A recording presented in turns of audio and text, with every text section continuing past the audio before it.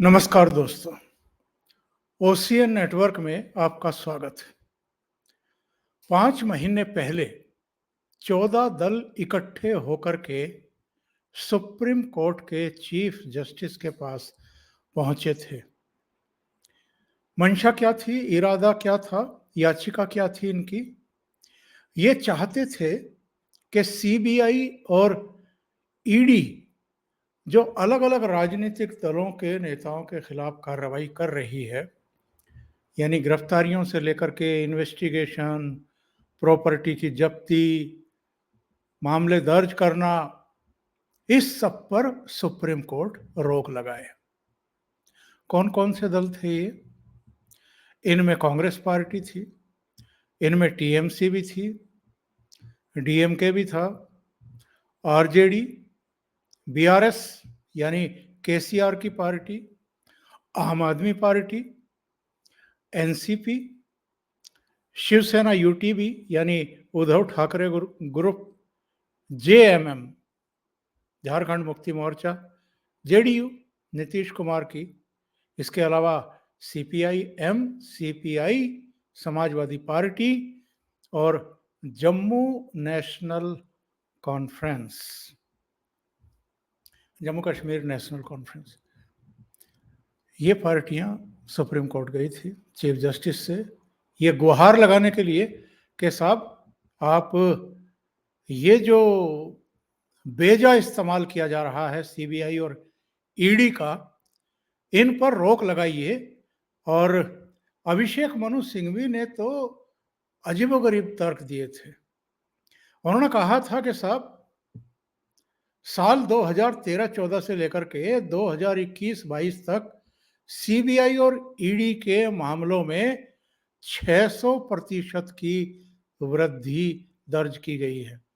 ED ने 121 नेताओं की जांच पड़ताल की है, जिनमें से 95% विपक्षी दलों के हैं, और सीबीआई ने 124 नेताओं की जांच की, जिनमें से 95% से अधिक विपक्षी दलों के हैं।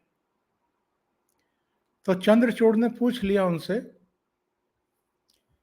उन्होंने कहा कि इन आंकड़ों की वजह से कह सकते हैं कि कोई जांच या मुकदमा नहीं होना चाहिए, क्या ये बचाव का कारण हो सकता है?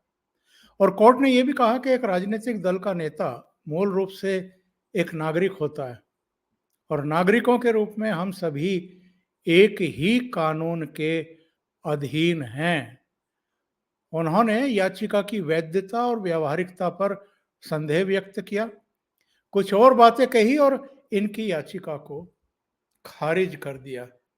यानी केंद्र सरकार को, ईडी को, सीबीआई को ऐसा कोई दिशा निर्देश देने से इनकार कर दिया कि वो राजनीतिक दलों के नेताओं के खिलाफ किसी तरह की कार्रवाई ना करें। अब दूसरा रास्ता इनके पास ये था, मतलब एक साथ कई रास्ते ये अपनाते हैं कि कम से कम किसी रास्ते से तो कोई कामयाबी मिल जाएगी। दूसरा रास्ता ये था कि इन एजेंसियों के जो डायरेक्टर हैं उन पर आक्रमण किया जाए, उनको हटवाया जाए। तो ईडी के जो डायरेक्टर थे उनके खिलाफ ये सुप्रीम कोर्ट पहुंच गए, याचिका लगवाई गई, कहा गया कि साहब संजय कुमार मिश्रा को एक्सटेंशन दिया जा चुका है, उनको लगातार सरकार बनाए रखे हुए है, इनको हटाया जाए, क्योंकि इनको लगता था कि संजय कुमार मिश्रा के रहते हुए ही इतनी सख्ती हो रही है। उसकी सुनवाई हुई, 3 सदस्यीय खंडपीठ ने सुनवाई की, उनको एक निश्चित समय सीमा तक रख करके हटाने के आदेश जारी कर दिए गए। लेकिन सरकार ने सुप्रीम कोर्ट में कहा कि एफएटीएफ से लेकर के और तमाम अहम मामलों को इस समय संजय कुमार मिश्रा देख रहे हैं, उनकी अगुवाई में टीम देख रही है, और भारतीय हितों को नुकसान होगा, क्योंकि कुछ देश हैं जो लगे हुए हैं कि भारत को एफएटीएफ ग्रे लिस्ट में डाल दे। लेकिन सुप्रीम कोर्ट की समझ में नहीं आया।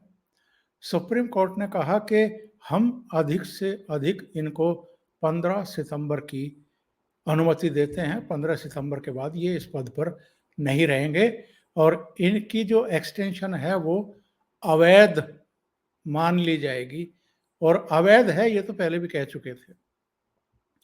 अब 15 सितंबर तक संजय कुमार मिश्रा वहां है।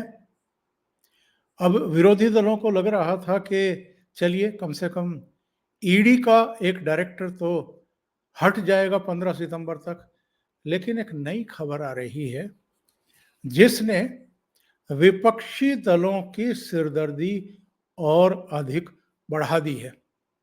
और खबर ये आ रही है कि जिस तरीके से एनएसए काम करता है, जिस तरीके से सीडीएस काम करता है, सीडीएस जो नौसेना, वायुसेना और थल सेना, इनके ऊपर एक कमांड बनाई गई और एक सीडीएस का पद बनाया गया। सीडीएस मतलब chief of defence staff. Bipin Rawat साहब थे, हेलीकॉप्टर क्रैश हुआ तो उनकी डेथ हो गई। वो अपने आप में एक संदिग्ध मामला है जिसकी जांच पड़ताल हो ही रही होगी। इसी तरीके से जो हमारे राष्ट्रीय सुरक्षा सलाहकार हैं, वो जो आपकी आईबी है और रॉ है, उसको हेड करते हैं। उनसे जो सूचनाएं आती हैं, आप जानते हैं कि आईबी का काम देश के भीतर जो घटनाएं, दुर्घटनाएं या तमाम तरह की गतिविधियां चल रही होती हैं, उनकी खुफिया जानकारी लेना और सरकार को देना होता है और कुछ सुझाव देना भी होता है। रॉ देश के बाहर इसी तरह का इन्वेस्टिगेशन का काम करती है और भारत के हितों की रक्षा करती है। अलग अलग देशों में उसका नेटवर्क है। अब उसी तर्ज पर सीबीआई और ईडी को मिलाकर के एक पद सृजित करने का पर गंभीर विचार विमर्श चल रहा है और ये पद होगा chief investigation officer of India. यानी सीबीआई और ईडी अब उनको रिपोर्ट करेगी और जो ये नया पद गठित करने के बारे में सोचा जा रहा है, सीआईओ, ये सीधे प्रधानमंत्री नरेंद्र मोदी को रिपोर्ट करेगा। यानी ईडी और सीबीआई को मिलाकर के भी एक उसी तरह का मैकेनिज्म देश में तैयार किया जाएगा। अब इसकी सार्थकता क्या है, इसकी जरूरत क्या है, प्रासंगिकता क्या है, ये मुझे बहुत समझाने की आवश्यकता नहीं है। पहले करोड़, 2 करोड़, 10 करोड़ के मामले हुआ करते थे जो आर्थिक अपराध होते थे या मनी लॉन्ड्रिंग से जुड़े हुए मामले होते थे या फेमा के तहत मामले होते थे। आजकल तो हजारों करोड़ के मामले निकल रहे हैं और ऐसे भी मामले हैं जिनकी इन्वेस्टिगेशन सीबीआई भी कर रही है, ईडी भी कर रही है और इनमें समन्वय की जरूरत पड़ती है कई बार। जिस तरीके से सेना के तीनों अंगों में समन्वय स्थापित करने के लिए और एक साझा कार्रवाई की रणनीति बनाने के लिए हमने, यानी भारत सरकार ने चीफ ऑफ डिफेंस स्टाफ बनाया। जिस तरीके से राष्ट्रीय सुरक्षा सलाहकार आईबी और रॉ को हेड करते हैं, उनकी रिपोर्ट उनके पास पहुंचती है, उसी तरीके से अपराध, मनी लॉन्ड्रिंग, फेमा वगैरह के तहत जो ईडी और सीबीआई काम करती है, उस पर भी एक हेड बैठाने की जरूरत है। और आप जानते हैं कि इसके लिए किसका नाम चल रहा है? संजय कुमार मिश्रा का। तो विपक्ष कहां तक भागेगा और क्या 15 सितंबर के बाद भी उनकी जान बची रहेगी?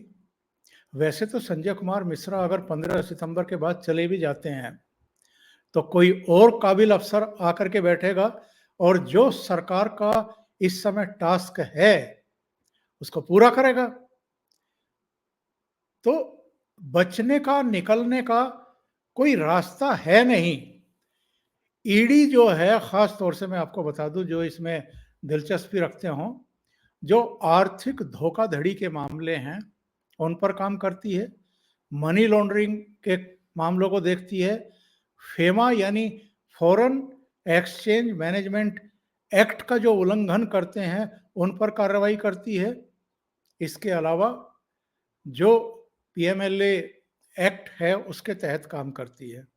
सीबीआई भ्रष्टाचार से जुड़े हुए और जो दूसरे आर्थिक अपराध है, इसके अलावा ऐसे बहुत सारे कांड हो जाते हैं, सनसनीखेज हत्याएं हो जाती हैं, दूसरे मामले हो जाते हैं, अक्सर जिनकी जांच सीबीआई या राज्य सीबीआई को सौंपने, मतलब केंद्र सरकार या राज्य सरकारें सीबीआई को सौंपने की सिफारिश करती हैं। ये जो नया पद सीआईओ का सृजित करने के बारे में सरकार सोच रही है, इसके बारे में जानकारी मिल रही है कि ये सचिव स्तर का होगा, प्राइम मिनिस्टर को रिपोर्ट करेगा, इसकी शक्तियां लगभग वैसी ही होंगी जैसी एनएसए की, जैसी सीडीएस की होती हैं, और ये तीन समानांतर एक ऐसे प्लेटफॉर्म बन जाएंगे, ऐसे मंच बन जाएंगे, जिसके बाद जो आर्थिक अपराधी हैं, जो देश के दुश्मन हैं, उनके निकल भागने की कोई गुंजाइश बचेगी नहीं। तो जो मैंने शीर्षक दिया है कि 3-3 वज्रपात कैसे सहेंगे मोदी विरोधी, तो उनमें नंबर 1 वज्रपात तो ये है। दूसरा वज्रपात कौन सा है? एक सर्वे आया है, एक ओपिनियन रिपोर्ट आई है 2024 के मद्देनजर। इसमें कहा गया है कि जो राष्ट्र है उसका मूड क्या है, इस समय मूड क्या है, आज लोकसभा चुनाव हो जाएं तो क्या सूरत हाल होगी। इसमें बताया गया है कि प्रधानमंत्री नरेंद्र मोदी के नेतृत्व वाले एनडीए यानी भारतीय जनता पार्टी के नेतृत्व वाले एनडीए को 306 सीटें मिलने का अनुमान है, 43% वोट मिलने के आसार हैं, यानी एब्सोल्यूट मेजोरिटी प्राप्त करके नरेंद्र मोदी फिर देश का तीसरी बार निरंतरता में नेतृत्व करने की स्थिति में हैं।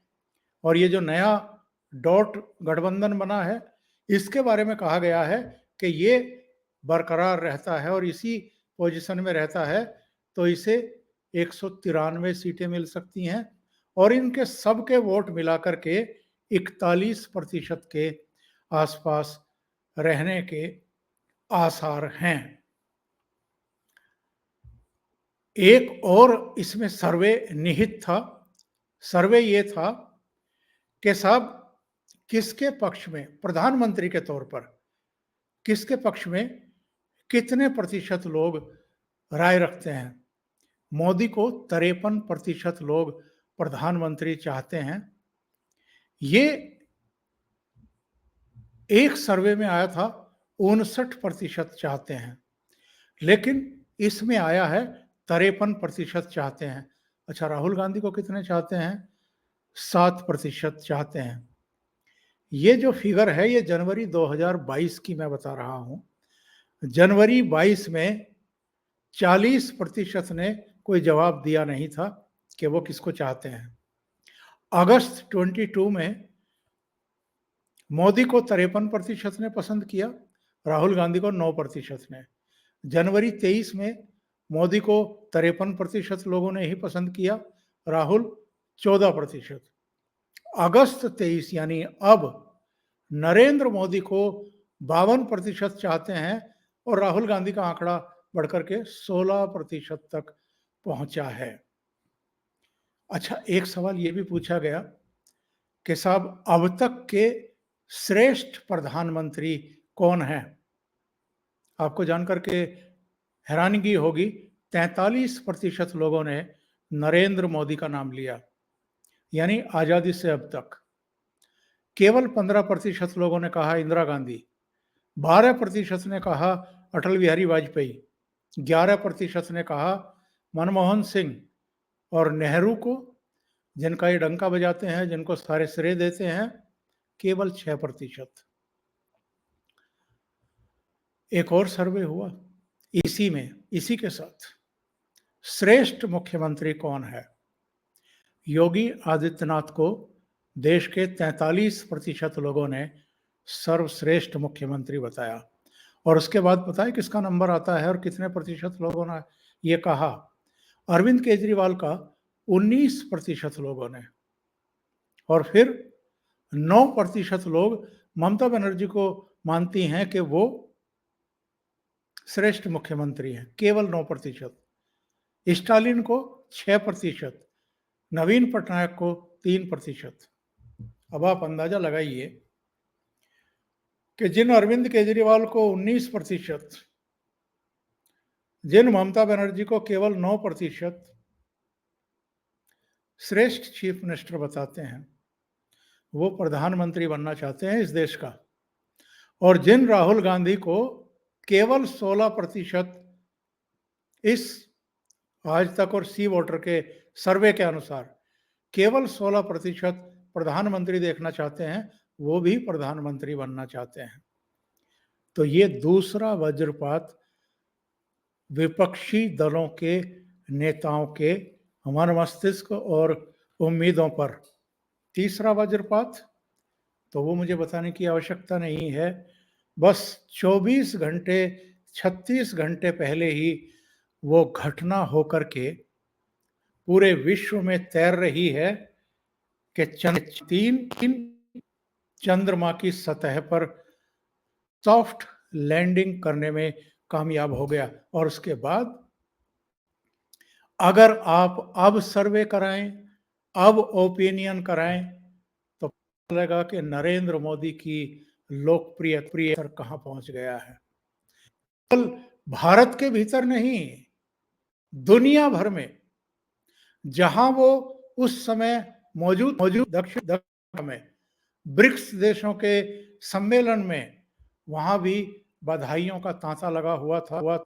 दुनिया भर के मीडिया हाउसेस अलग अलग राष्ट्र पर वो सब भेज रहे हैं किस पर।